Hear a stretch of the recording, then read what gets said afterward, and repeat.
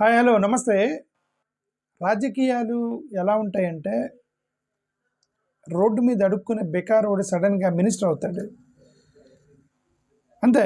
అదృష్టం అంటే ఎమ్మెల్యేలు, ఎంపీలు, మినిస్టర్లు, కేంద్ర మంత్రులు కూడా అవుతారు. గతంలో బికారు రోడ్డు మీద అడుక్కునేవాళ్ళు. కోట్లకు పడిగినెత్తిన వాళ్ళు రోడ్డు మీద పడేస్తుంది కూడా రాజకీయమే. ఓకే. సో ఈ రాజకీయం మొత్తం కూడా లక్ మీద ఆధారపడి ఉంటుంది. వాళ్ళ అదృష్టం అంటే వాళ్ళు బయట పైకి వస్తారు, లేదంటే పాపం రోడ్డు మీద పడిపోతారు. ఫ్యామిలీ పిల్లలు చెల్లజాలతో రోడ్డు మీద పడిపోతారు.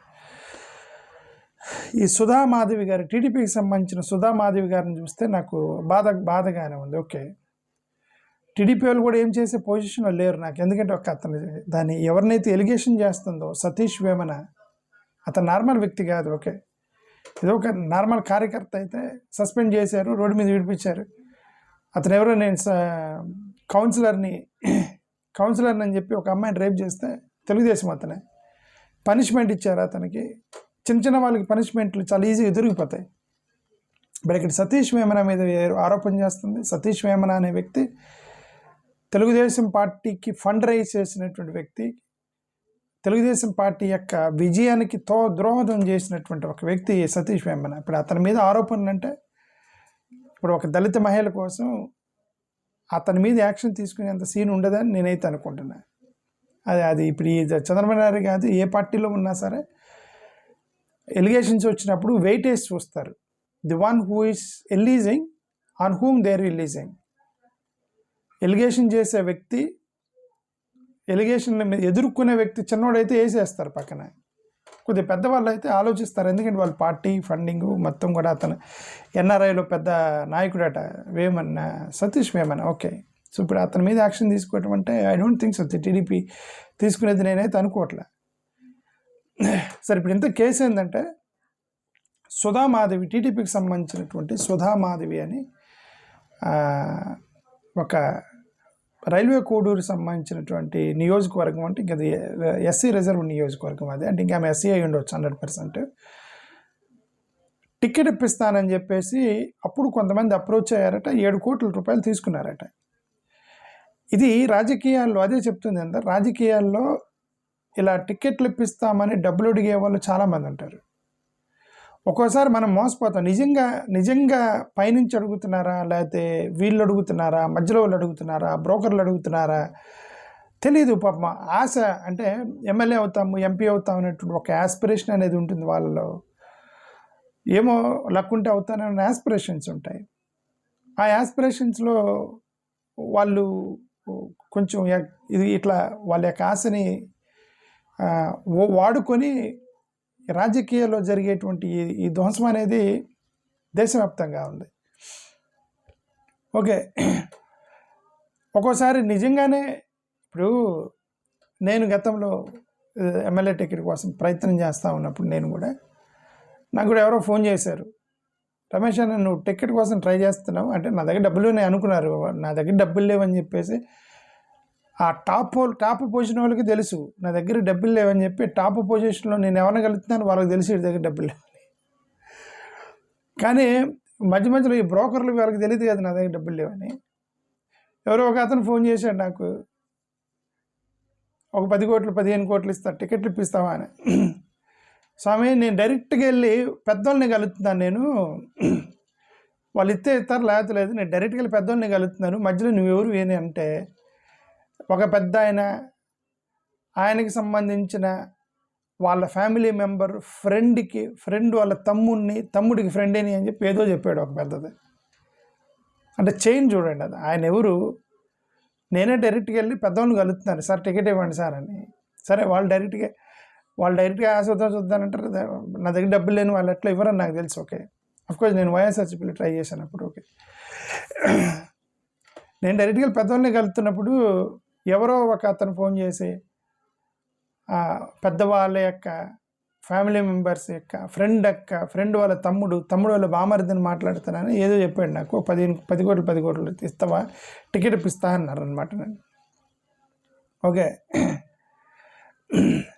నేను వాళ్ళకి ఏం చెప్పానంటే, నేను పెద్దవాళ్ళని కలుస్తున్నాను, వాళ్ళు నాకు చాక్లెట్ ఇచ్చిన టికెట్ ఇచ్చినా వాళ్ళ దగ్గర నుంచి తీసుకుంటే ఇక రెండోసారి ఫోన్ చేయొద్దు అని చెప్పినాను. ఓకే, ఎందుకంటే కోర్స్ వాళ్ళు అడిగినా నేను ఇచ్చే పొజిషన్లో లేను. బట్ నేనేమన్నా ఒకవేళ నా దగ్గర డబ్బులు ఉన్నా సార్ నేను ఇచ్చి ఉండేవాడిని కాదు. ఎందుకంటే ఫోన్ చేసే వ్యక్తులు ఎవరు, వాళ్ళు ఎవరు, వాళ్ళు ఎందుకు అడుగుతున్నారు, నిజంగా వాళ్ళకి రిలేషన్స్ ఉన్నాయా పైన వాళ్ళు అడిగిస్తున్నారా లేకపోతే వీళ్ళు అడుగుతున్నారా? ఇవన్నీ కూడా రాజకీయాల్లో మొత్తం ఒక మభ్యలో మాయలో జరుగుతూ ఉంటాయి ఇవన్నీ. పాపం ఇది మా సుధా మాధవి గారిని చూస్తే నాకు అదే బాధేసింది. ఇది అంటే అక్కడ ఏం జరిగిద్ది నాకు తెలుసు కాబట్టి నేను ఇదిగో అన్యాయం దుర్మార్గం ఇదిగో ఆమె టీడీపీ వాళ్ళని మీరు మోసం చేస్తారు టికెట్ అని నేను అనలేకపోతున్నాను. ఎందుకంటే ఇది దేశవ్యాప్తంగా ఉంది. అది దేశవ్యాప్తంగా ఉన్నటువంటి యొక్క మాయలో పాపం ఆమె పడిందని నాకైతే అనిపించింది. ఓకే, అయితే ఇప్పుడు ఆమె ఏమంటుంది, నాకు టికెట్ ఇస్తానని 7 కోట్లు తీసుకున్నాను TDP NRI leader Satish Vemana అని అంటున్నారు ఆమె. పోనీ ఈమె చంద్రబాబు నాయుడు గారి కోసం హంగర్ స్ట్రైక్ చేసింది. ఇది ఒకటి. మళ్ళీ చంద్రబాబు నాయుడు గారి కోసం 53 రోజులు హంగర్ స్ట్రైక్ చేసినటువంటి ఒక టీడీపీ కార్యకర్త. నాకు తెలిసిన వరకు ఇప్పుడు టీడీపీ చంద్రబాబు నాయుడు గారు కూడా బాధే కదా. ఇప్పుడు ఆయనకి బాధ ఉండదా? ఎందుకంటే నా కోసం హంగర్ స్ట్రైక్ చేసినామా ఇప్పుడు రోడ్డు మీద పడింది, నాకు డబ్బులు లేవని చెప్పి అడుగుతుంది. 7 కోట్లు అంటే చిన్న అమౌంట్ కాదు. ఆయన చెప్పకుండా మధ్యలో వాళ్ళు చేశారు. ఆయన ఇప్పుడు చంద్రబాబు నాయుడు గారు ఏమనుకుంటారు, ఇప్పుడు మధ్యలో ఎవరెవరు డబ్బులు తీసుకున్నారు, ఇప్పుడు వాళ్ళందరూ వచ్చి నాకు అడగమని నేనే అడగడతానని చెప్పేసి, ఇది నేను అడగలేదు కదా, నా దగ్గరికి రాలేదు కదా, మీరు చూసుకోండి, నా దగ్గరికి రాకండి అని చెప్పి వదిలేసినట్టున్నాడు ఆయన.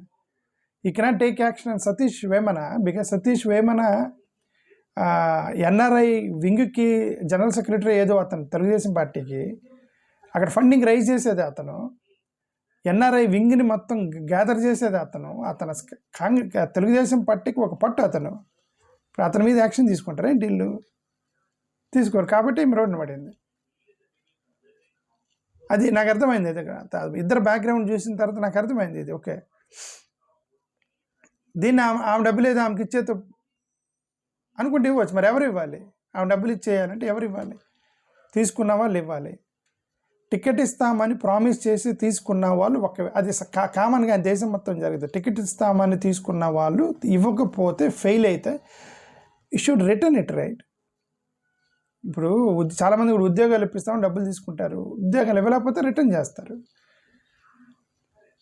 ఓకే, బ్రోకర్ చెప్తాడు, ఇదిగోండి నీకు అది ఇప్పిస్తాను, నాకు 10,000 ఇవ్వాలి, అడ్వాన్స్ ఇవ్వమంటాడు, ఇది ఇప్పించలేకపోతే నేను డబ్బులు తిరిగిస్తాను. అలాగే ఇప్పుడు ఈ రాజకీయ నాయకులు కూడా వీళ్ళు okay they might have promised, ఆమె నమ్మి, ఎందుకంటే అతను నార్మల్ కార్యకర్త కూడా కాదు. Satish Vemana is TDP NRI wing candidate. Okay,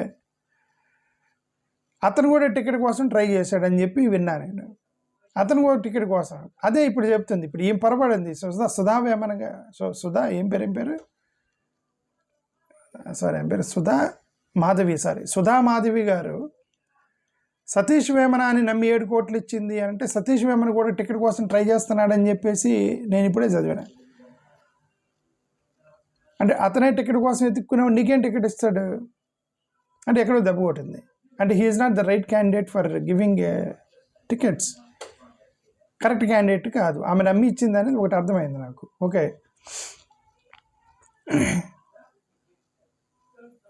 మరి అతను చంద్రబాబు నాయుడు గారికి, లోకేష్ గారికి, భువనేశ్వరి గారికి చాలా క్లోజ్ అని చెప్పేట టైంకి క్లోజ్ అనే మనకు తెలుస్తుంది. ఎందుకంటే ఎన్ఆర్ఐ వింగ్ ఫండ్ రైజింగ్ చేసింది అతను అయినట్టు టీడీపీకి. ఎన్ఆర్ఐకి సంబంధించి అంటే అక్కడ పూలప్ చేసింది. అదే చెప్తున్నాను, అతను యాక్షన్ తీసుకుంటే టీడీపీకి నష్టం అతని మీద యాక్షన్ తీసుకుంటే. ఎందుకంటే చాలా ఈ లీడర్ అతను. అంటే కంపారిటివ్లీ ఇప్పుడు సుధా మాధవిని వదిలేయాలా లేదంటే సతీష్ వేమని వదిలేయాలంటే సుధా మాధవిని వదిలేస్తారు.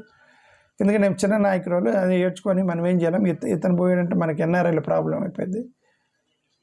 అది ఎడ్జ్ పిలిచి ఆమె 7 కోట్లు ఆమెకి ఇచ్చేసమ్మా సైలెంట్గా ఉండమ్మా అంటే పోయేది. బట్ ఎవరి 7 కోట్లు ఇది నార్మల్ కాదు. చంద్రబాబు నాయుడు గారు కూడా ఆలోచిస్తారు 7 కోట్లు ఇవ్వాలా అని చెప్పి. ఇట్లా ఎవరెవరో డబ్బులు ట్రాన్సాక్షన్ తీసుకుంటే ఇది గొడవ అవుతుందని చెప్పి మేము ఎందుకు సెటిల్ చేయాలి, మేము ఎందుకని పార్టీలు కూడా అనుకుంటారు. ఇప్పుడు ఏదేమైనా ఇప్పుడు ఆమెను చూస్తే బాధగా ఉంది. ఓకే,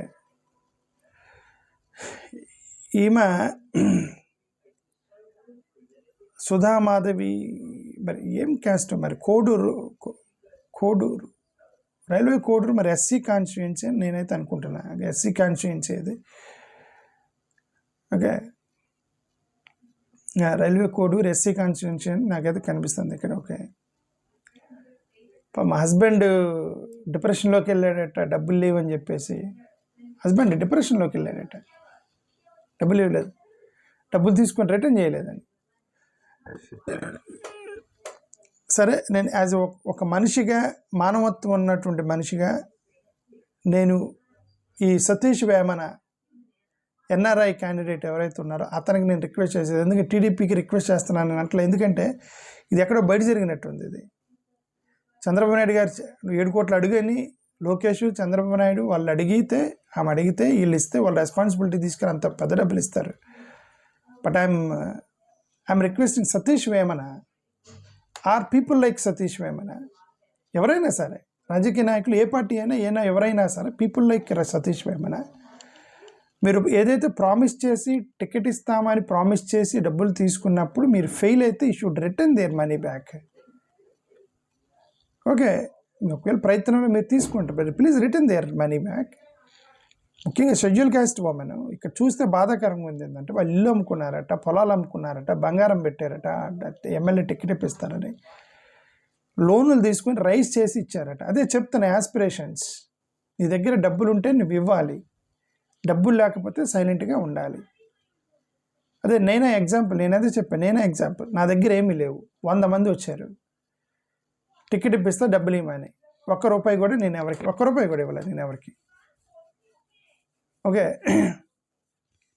₹1 కూడా ఇవ్వలే. ఎందుకు? ఫస్ట్ ఆఫ్ ఆల్ ఇవ్వడానికి నా దగ్గర లేవు, first of all.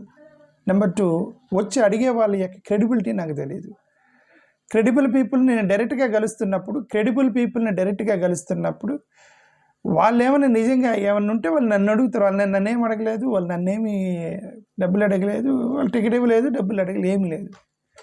They are good and I'm good and meeting them good people, they are treat me good and we're good, that's it. మధ్యలో మీడియేటర్స్, బ్రోకర్స్ వీళ్ళందరూ వచ్చి డబ్బులు అడిగి ఇట్లాంటి వాళ్ళని, వాళ్ళ యొక్క యాస్పిరేషన్స్ని ఆధారంగా తీసుకొని బ్రేక్ చేస్తే పాపం ఇప్పుడు వాళ్ళు ఆ ఫ్యామిలీ ఎట్లా కోలుకోవాలి? హస్బెండ్ ఎలా కోలుకోవాలి? మంచాన్ని పడ్డాడట ఆయన, డబ్బులు రాలేదని బాధపడి. ఈ సతీష్ వేమన గారు మీరే ఏదో ఒకటి చేసి ఆమెకి ఎంతో కొంత సెటిల్ చేసి ఆమెని ప్లీజ్ డోంట్ థ్రెటన్. అయితే నేను చూసి ఆశ్చర్యపోయేది, థ్రెటన్ చేస్తున్నారట. ఇది వీళ్ళతో వచ్చిన సమస్య. ఇది వీళ్ళ దగ్గర డబ్బులు తీసుకుంటారు, ఫెయిల్ అవుతారు, వీళ్ళు గట్టి కడితే వీళ్ళని థ్రెటన్ చేస్తారు. వీళ్ళేం చేయలేరు. ఇక మార్జినలైజ్డ్ సొసైటీ వీళ్ళేం చేయలేరు. మార్జినలైజ్డ్ సొసైటీలంతా వీళ్ళేం చేయలేరు, ఏడవటం తప్పితే ఏం చేయలేరు. That's all what they can cry. Entire family the should suffer, cry, if possible extreme steps. కొంతమంది సూసైడ్ అయినా చేసుకుంటారు తప్ప వాళ్ళు మాత్రం ఏం చేయలేరు. ఇన్ఫ్లుయెన్షియల్ పీపుల్ని వీళ్ళు ఏం చేయలేరు. అది నాకు తప్ప తెలుసుకుంది. వీళ్ళే ఇన్ఫ్లుయెన్షియల్ పీపులే. మీరే దయ తెలిసి వాళ్ళ డబ్బులు వాళ్ళకి ఇచ్చేసి వాళ్ళు సెటిల్ చేస్తే వాళ్ళు ప్రశాంతంగా ఉంటారు family. That's all on behalf of a Dalit women, that's all what I can say. Thank you, నమస్కారం. ఫుల్ అమౌంట్ కాకపోయినా ఎంతో కొంత ఆమెకి, షీఈస్ క్రైంగ్. మంచాన్ని పడ్డ హస్బెండ్ని బయటికి తీసుకురావాలంటే మీరు సెటిల్ చేయాలి, వాళ్ళతో కూర్చొని ఎదుగుచ్చారు. బెదిరించడం తప్పు, కరెక్ట్ కాదు. వాళ్ళ డబ్బులు తీసుకొని టికెట్ ఇస్తామని ఇప్పించలేక మళ్ళీ తిరిగి సెటిల్ బెదిరించడం ఏంటి ఫ్యామిలీ? నాకైతే అర్థం కాలే. థ్యాంక్ యూ, నమస్కారం.